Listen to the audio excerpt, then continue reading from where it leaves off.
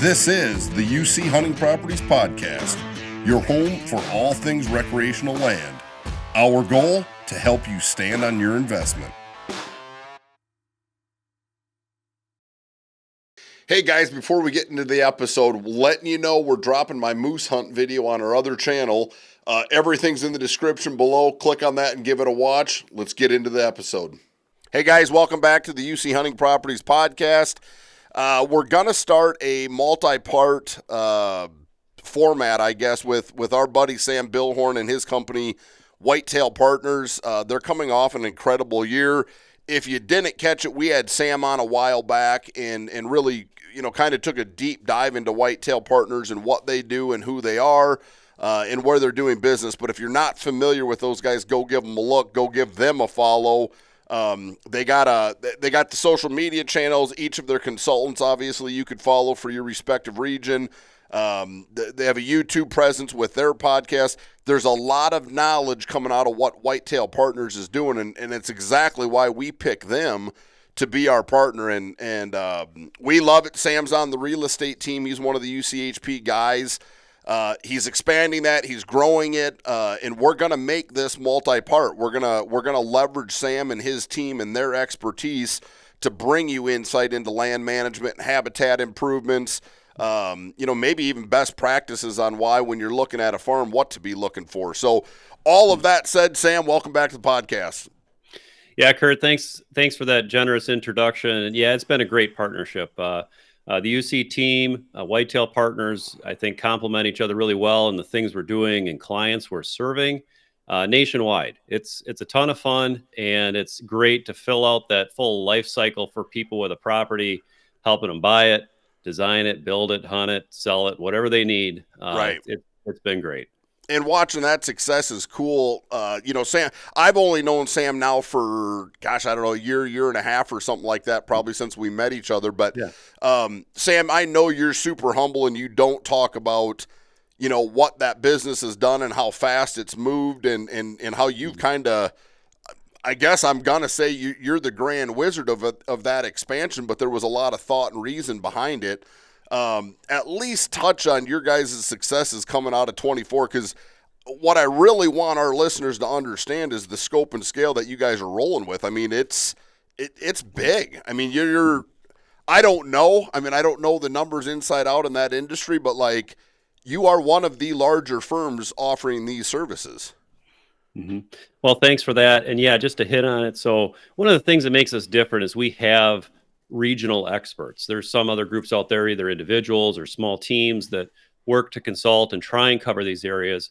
And we recognize this. I've been doing consulting 6 years now, and in looking at it, I was trying to cover everything and be everybody and all these things, and it wasn't efficient. It wasn't the best help that I could give folks. And what I did was build out this team, regionally based members.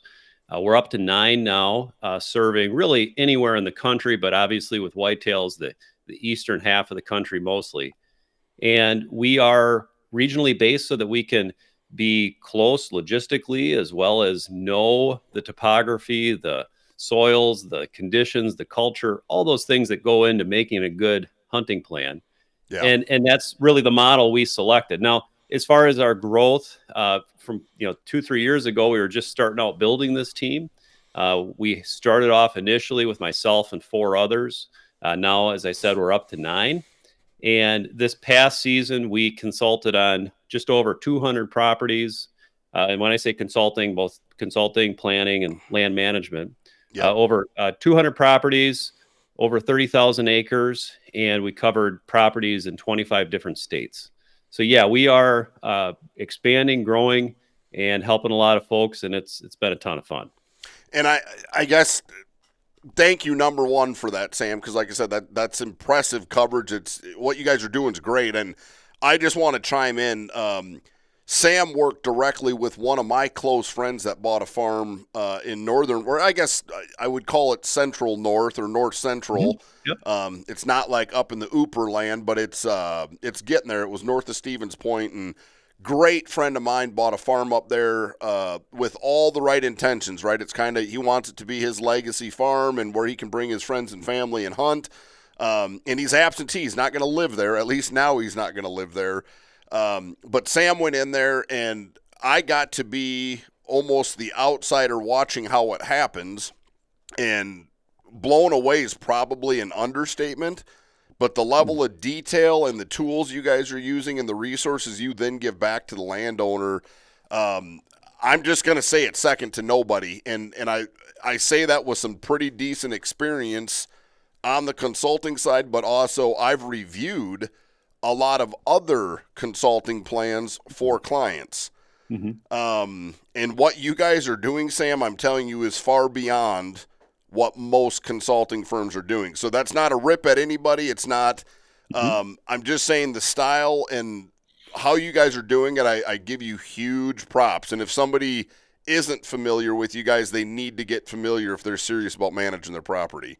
So kudos. And I know Tony's blown away excited with what you guys got going on. And I think that speaks volumes to me, because in his core business, he operates at an entirely different level too. That's right. Yeah. So he knows what good looks like. Thank you. That's the experience we want to bring, is the high attention to detail. When we got into this, the reason I did was I saw an opportunity to bring that much more to planning. Our core business is still consulting. We do a lot with land management. We work with our partners in real estate, but really the core of what we're doing is planning out these properties and helping people execute them. And plans and deliverables, the reports that we do, yes, we want to bring that legacy farm experience to these folks so that they know they have a plan they can use for a long time. No, and dude, you're nailing it. So kudos again. Awesome 24. I'm sure 25 is going to be even bigger for you guys. But Sam, I mentioned this in the opening. We kind of want to turn this into an ongoing theme of bringing a team member on to hit some highlights. I think not everybody. I always think everyone thinks like we do. If you're serious about managing, and whether it's deer, whether it's upland game, whether it's turkeys, all of this goes hand in hand. What's good for habitat's usually good for everything. And that's why I want to take what is becoming a 24/7, 365 obsession for a lot of us, and start breaking it kind of into buckets, right? So here we are. It's the very tail end of January, so we could call it end of January, early February when this goes live. At this point in the season, Sam, give us I don't care if it's 3 or if it's 5. I mean, I know there's priority things that landowners and deer managers should be doing at this point in the year. Partly because of timing, with us being in the dormant stage up here in the Midwest. But also with what the herd health and stuff is. So, I mean, take this wherever you want, but I want your perspective on, call it like the top 3 to 5 deer chores that we should be looking at right now. Well, and it's a good tie into what we do monthly. We have a monthly checklist, and we're up to enough items now that we could probably have 365. There's one for every day of the year, I'm sure. That we could bring folks. But, with our website and resources, we put out a monthly checklist. And a lot of the highlights that I think about this time of year, the big picture that I have is don't lose this season. Okay. And what I mean by that, and what I'm thinking about when I say it, is there's several things to do in the next couple months that you really can affect the entire season, and you don't get to do them any other time. So those are the things my mind goes to. And top of the list that I would have right now is looking to your timber. And I'll also tag onto that and say your fruit trees too. We know in the winter, some of those pruning activities and things that we want to do, there's only a short window we have to do them for the health of the tree. But looking to the timber, I very, very rarely, if ever, see properties where people cut enough timber. And what I mean by that, I'm talking several things. It might be a harvest. It certainly is TSI. We always want to be doing that. But also just creating structure. We constantly need to be setting back our timber to that developing stage, that edge habitat. And we're going to do this strategically. We're going to, obviously, with our plan, I'd be reluctant to go by that. We got to have our plan. But when we have that, we look and say, whether it's bedding cuts, edge cuts, corridor cuts, all these things. People just don't put enough trees down. And Yeah. I know what I don't want to do is confuse people and just think go out and start cutting trees, because there's certainly a strategy to what we're doing, but this is the time to do it. About that. So depending on where you're at in the country, obviously we want to make sure if we're incorporating any kind of hinge cutting or some of these other types of strategic cuts that it's warm enough. But anytime in the winter that you can get a chainsaw fired up and get around your property, you could be knocking down your bigger timber, developing that structure, and then coming back in subsequent weeks, months as it gets warmer to hit that and get those additional cuts down for the what we're looking for. One question on that, Sam, because I've actually read and heard some varying information, and by no means am I an expert when it comes to TSI or timber in general. I have a pretty broad understanding of it from a habitat perspective, but I'm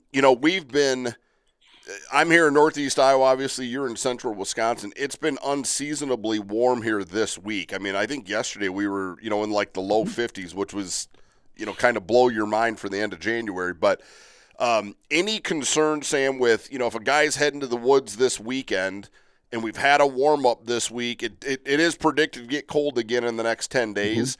But any concern with trees already starting to want to send sap up because of this warm up, and then the fact that you're going to go out, cut trees, potentially be using herbicide. I guess I'm just curious on your perspective on this phenomenon, let's call it that we're having right now. Yeah, the trees are certainly still dormant. I think maybe your maples or some others are going to start sending sap. And again, this all depends on where you're at, and Right. we're covering the country with this podcast, right? So Yeah. it's all regionally dependent. But it depends on what your goals are. If you're trying to do, let's say, TSI, or you're working on invasives or whatnot, you got to be cognizant of whether or not that herbicide is going to work or get flushed out and some of those things.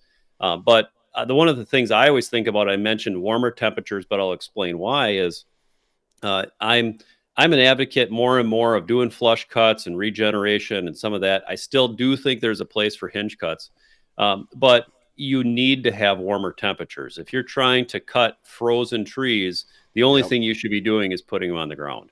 Yeah. And I don't like cutting frozen trees in general because they do weird things. They don't act like trees at times if they're a frozen stick.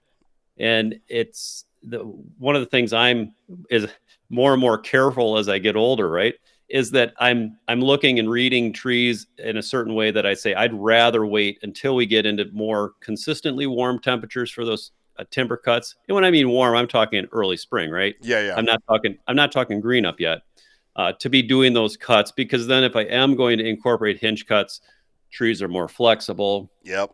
They're very pliable that time of year, but you need a consistent warm up. This little flash in the pan here of a couple days above freezing isn't going to do a tremendous amount, but it could tie back to some of the things you were saying with TSI and herbicide and all that. I'm just curious. I just wanted your opinion because it did kind of flag in my brain this morning. My buddy Gunnar Hansen did just a reel on it to be cognizant of it. When you have a warm up like that and you're going to cut trees, your herbicide may not be nearly as effective. And I get that, right? If the sap's coming up. Yeah. So I just wanted your opinion. But anyway, okay, so we're going into the timber. We need to cut more trees. I'm calling that number one. All right. Looking at it, one of the things that I'm a huge advocate of is in that, call it mid-spring time frame, is getting trees in the ground, bare root plantings. I love all kinds of bare root trees. I could probably do a podcast on that. But the thing we might, because I got a lot of them going in the ground this year. Yeah. So the thing you need to do now, though, is plan for it. This is not one of those activities that you go out and just say, well, I'm going to go grab some trees and plant them this weekend. You got to order them. Inventories start drying up even now, especially on the more desirable ones. And you need to secure those resources. So if you don't, and again, regionally based, I'm an advocate of working with local bare root tree suppliers. These guys do awesome jobs of collecting all these different types of trees, shrubs, you name it, they get it. And working with somebody local rather than maybe having that mail order stuff, unless you're looking for something really unique. But work with that supplier, develop a relationship with them, get your trees ordered, and figure out a strategy of when you're going to plant them.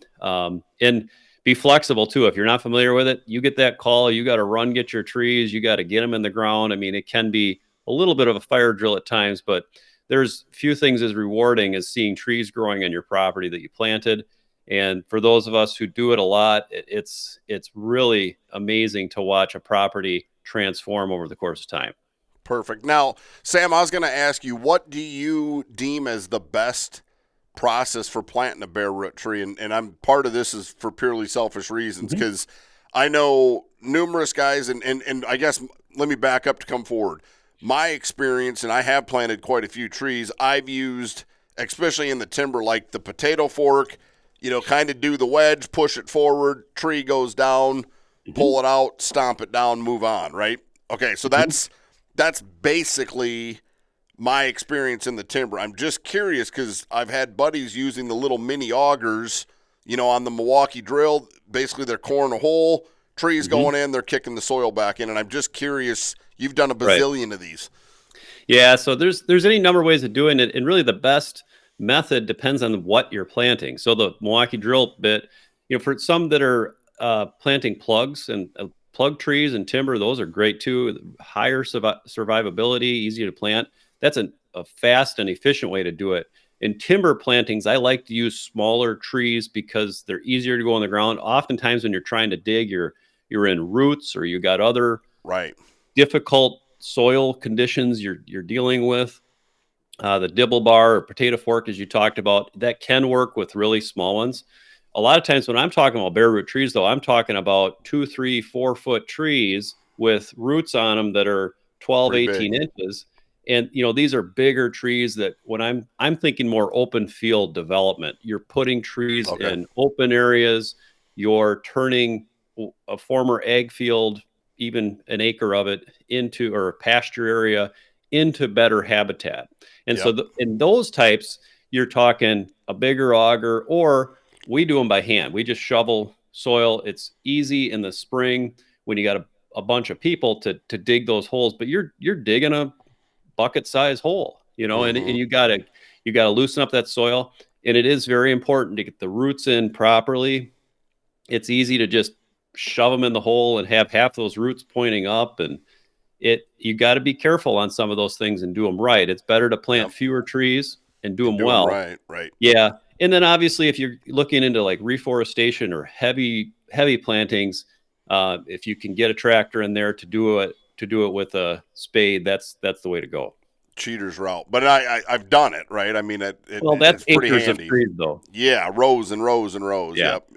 We did 5,800 probably 12 years ago, and it was painful, man. Like, I don't know how else to put it, but now it's pretty cool to reap the rewards and see some of them really going strong. So one of the things I want to talk on that real quick is a way that I've advocated for this in my plans and tell people, especially if you're doing screens and you have long lines, is to plant those at a spacing that is less than what your permanent spacing is. Number one is just attrition. You're going to lose trees, and that helps fill it in.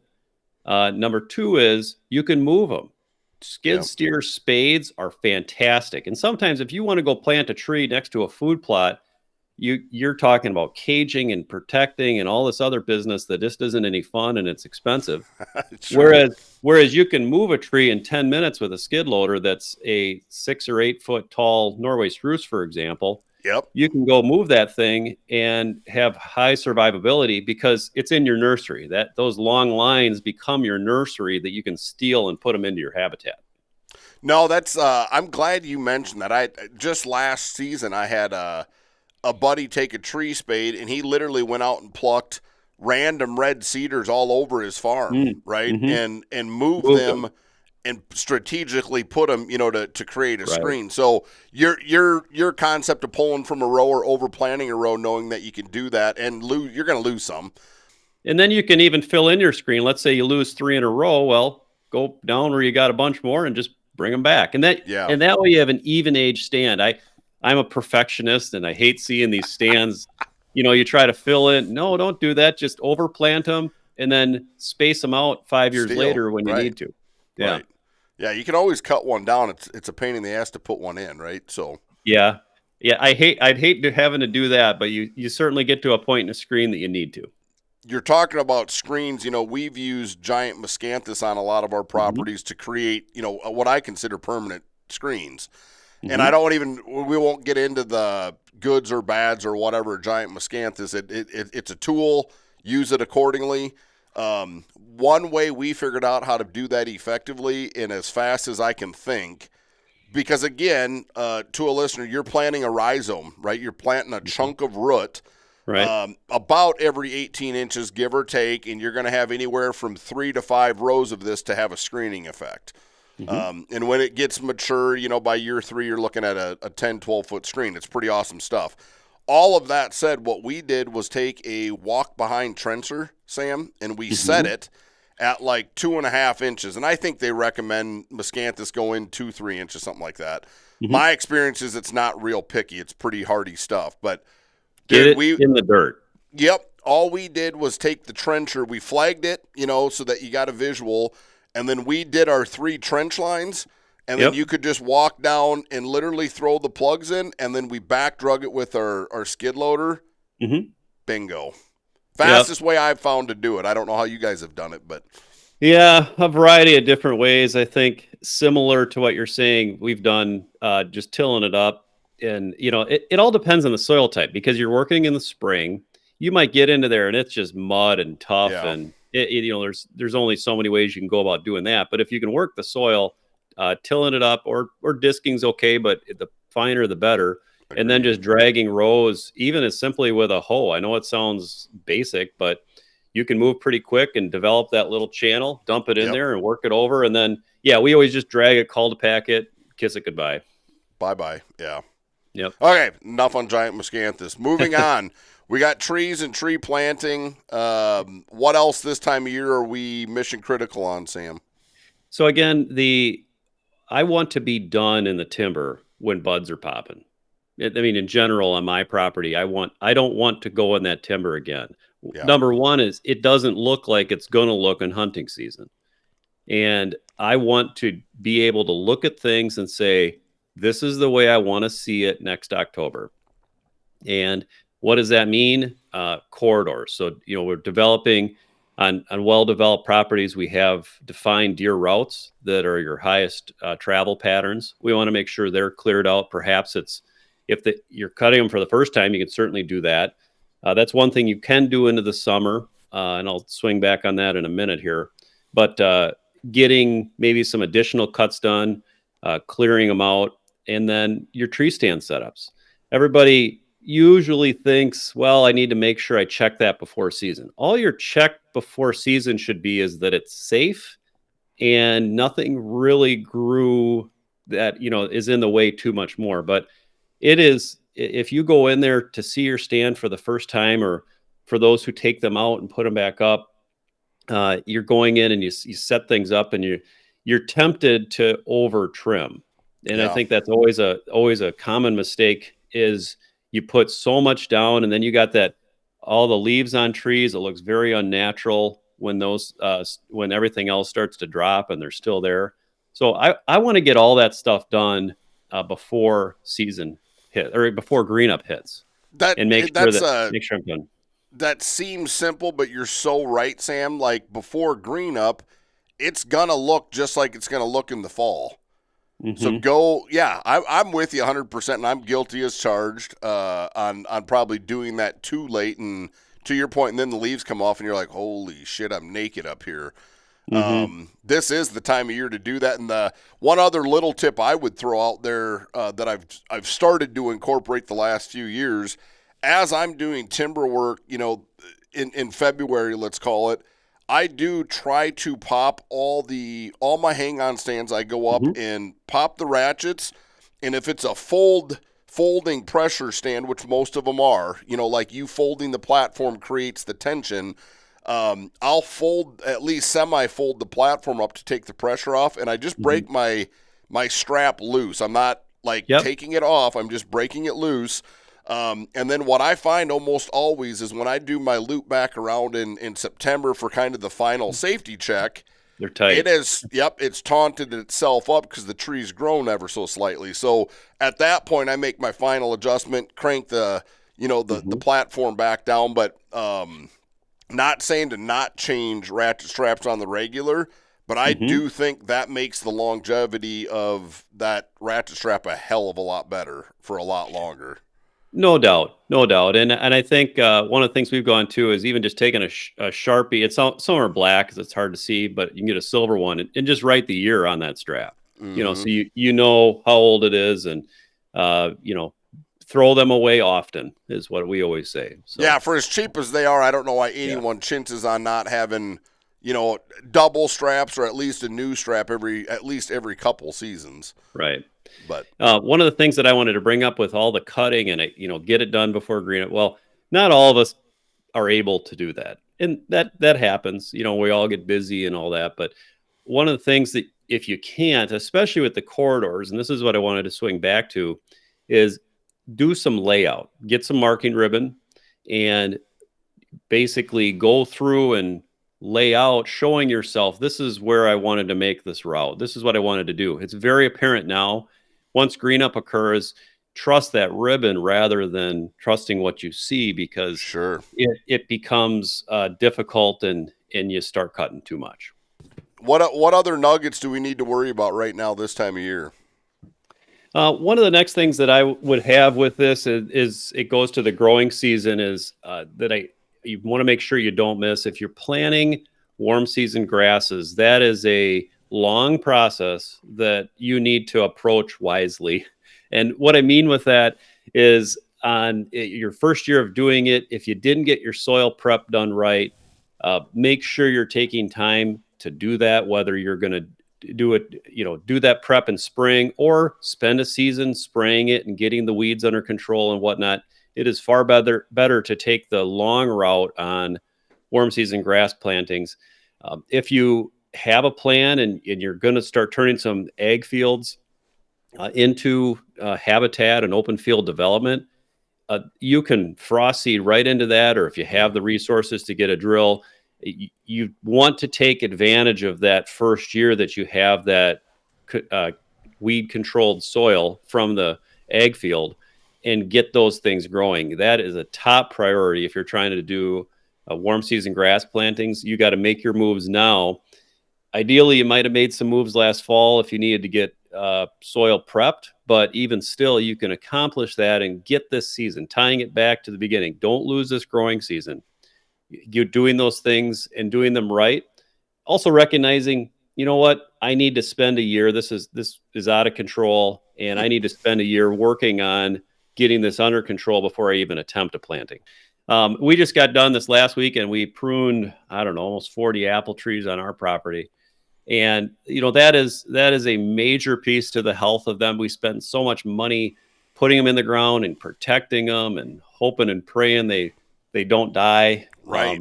All these things, and pruning them, it helps them to grow properly, to produce.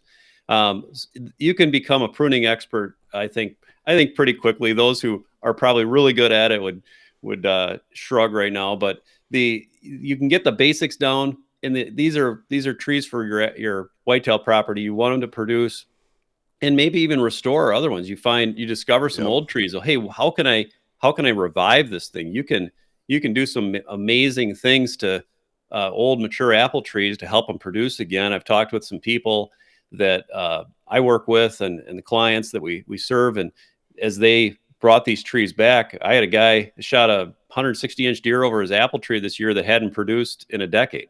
Sure. And he was thrilled with it. I'm like, yeah, man, you brought it back from the dead, and the deer found it. So exciting things like that. I mentioned planting before, and just so people think about it, because it can be overwhelming thinking where do I start with apple trees? Do bare root. Bare root apple trees are fantastic. They take well, and they're very vibrant in their growth. I think the potted ones maybe even struggle a little bit more, especially if they've been root bound for a while.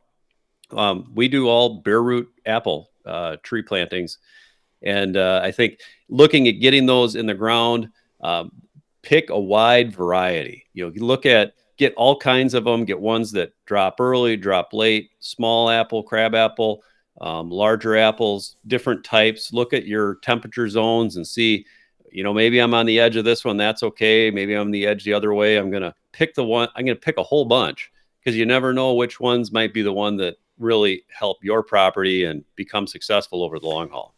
And I think I'm going to add to that a little bit. Look into the native varieties too, because I think a lot of people go to the farm and ranch store and buy an apple tree because it's available there, and I conceptually get that, right? It's the easy button, but the reality is some of those trees and hybrid trees really aren't meant to be here, and you're probably going to end up fighting fungal disease and different things that maybe you wanted if you went more of a native route. And I don't think the deer really give a shit if they're eating a Honeycrisp or a Granny Smith or a Red Delicious. They really don't. And don't look for those names. Don't look for those names that you know from the store. That may not be the one you need anyway. Exactly. Study them a little bit, like you say. Find out where they're from. And I'll also say this: you go to that farm store, and they might have 3 different types, right? And they're going to be those ones with the name you recognize from the grocery store. Go to a bare root supplier; he might have 20 or 30 of them, and you're going to know what you're getting. And that's where I'm talking about different drop dates, different pollination dates, different all these things that help you be successful over every season, not just a hit or miss on one tree. Right. Nope. Okay. Perfect. So get your apple trees pruned, and there's no bad time to plant trees. Just plant the right ones. If somebody's prepping to sell their farm in 25, I mean, they're starting to lean that direction. Hey, we think we're going to make a move. Is there any one thing or a couple things that they should be doing now if they know they're looking to sell after green up or come summer, let's say? Well, absolutely. If whether it's working with a consultant like our team or working with that right land agent from UC, it's going to be getting that connection made in evaluating it. Every property is so different, right? And then how are we marketing this? What is it going to look like? I mean, some of those things that we want to talk about on the marketing side might be, let's get a drone up in the air. There might be deer that still are holding on. We get some drone pictures of bucks still holding. That's going to make that marketing material that much better. So you can put our real estate hats on here for a minute and talk about some of those marketing pieces that are really important, and also just video or pictures within the timber when it looks like fall or looks like hunting season rather. That's something that I think is really valuable. And also and this maybe leans more toward the consulting side, is consider still doing that plan. I think one of the things that helps sell a property is a vision for what it can be, and in the investment in having a plan developed and being able to show that and maybe that's not something that's with the marketing material, but it's something you show a serious buyer. That's going to increase their want to factor considerably and make them want to put an offer in. One, even just the value prop, it creates, right? I mean, they have just absorbed some costs that potentially the next owner doesn't have to, and vice versa. So, I will echo kind of what you said about pictures of in the timber now. Right now is the best time to see your rub lines, to see your scrape lines. Like, they're still sticking out like a sore thumb. That's right. Yeah, and even if you're on a low budget, take your camera out and take a bunch of those pictures yourself. You never know which one might be the one that really helps pop and help show that listing the way it needs to be shown. Nope, totally agree. Perfect. Well, thanks for that. Like I said, I wanted to blend a little real estate into this, but it got me thinking with the market conditions and maybe this new administration, interest rates seemingly are going to trend in the right direction for, to spur some activity. If a listener's thinking about selling, I think there's stuff, little tips like we just gave them that they need to be considering. Yeah, and even if they think, well, inventory is low, I'm going to sell it easy, but it's about trying to drive a premium too to speak to those sellers out there. The better we market, and our teams know how to do that really well, that's what's going to help drive that number and help them get what they're looking for them and their family. Yeah, don't look cookie cutter. Yeah, 100%. I want to end on a note, Sam. Like I said, we did a podcast last week with Skip Sly, very knowledgeable, and really all we were doing was discussing EHD. You know that we're dealing with a pretty substantial outbreak in Iowa this year or last fall, and just kind of the differences CWD, EHD. Mm-hmm. Curious on your perspective, probably more so on the EHD side, just because you guys do see so many acres in a lot of different areas. Just kind of what your feel is coming out of Wisconsin this year with EHD. Sure. So, a couple different perspectives to have there. First of all, the regional one with all of our members across the country from our Whitetail Partners network. It absolutely is in a lot of different places, and it's tough to predict where that might hit. Right, it goes in waves, and we hear about it. You guys have had it pretty bad this last year, and we've heard about it. 2019 is a year that comes up as far as where there was other bigger outbreaks and some of these things, and I think that it is certainly more hit or miss and more mysterious than perhaps like a CWD. We have a heat map showing that. And I think that that's better identified. And EHD is a little bit more of a difficult thing to know where it's going to be, where it's moving, and that sort of thing. There's certainly things we can do. I mean, for those of us who have wide ranging properties with tons of water and, where the mud where that comes from and all those things, it's harder to control. But I would also say if it's something that you have, you're looking at your own property and some things you can do. I'm an advocate of the tanks and having very little, call it shallow ground, getting into that area, and eliminating that thin mud where the deer congregate and where that can originate from. I think the tanks do a better job of keeping it. It's either water or it's dirt, and not having that as much. Now that's managing what you can manage. And again, large, huge properties with whether it's river frontage or all these things where a lot of times you have these bigger outbreaks. It's not necessarily something you can do a lot for. But I think there's little things we can do if we're creating water sources to consider the concern we might bring in developing that environment on our own farms. Yeah, and I think, the key takeaway from everything I understand about EHD, keeping your deer healthy is the number one deterrent, because it's probably not if they're going to get EHD at some point. I think almost everybody's going to deal with it at some point. Mm-hmm. The key is if your deer's really healthy and gets EHD, you're upping the odds of that deer making it through EHD. Yeah. No, that's really well said. Deer health in general is one of the best things to talk about here, because we can focus on having healthy deer, good habitats, good food sources, variety of food sources, spreading them out so they're not, in population control, right? And how we manage our herds, all these things to say there are aspects of this that we can try and do to have healthy deer, not be pressuring them. If we have enough property that we can let them have their space, especially in critical high stress times of the year. Yep. And looking at what we can do to help our deer be healthy is probably the right mindset to have. We individually, it's difficult to say we have control or can even influence these diseases and what they're doing, but there's certainly some aspects we can take with it, any of these diseases, and say we want to try and do things in that manner to help reduce contact or to have healthy deer in general, that we all should take to heart and do our part in that. Perfect. You're such a politically correct guy with all your delivery, Sam. One of these times I'm going to catch you in something super controversial, and then I'm just going to keep banging that drum and just make you spill the guts. Yeah, we'll get there. I think that one of the things that I would say with all of this, though, is I hate that it's political. And I will say that, everything in a lot of ways, we're programmed to do that. But I think what we need to do is look at our own observations. What are you seeing on your land?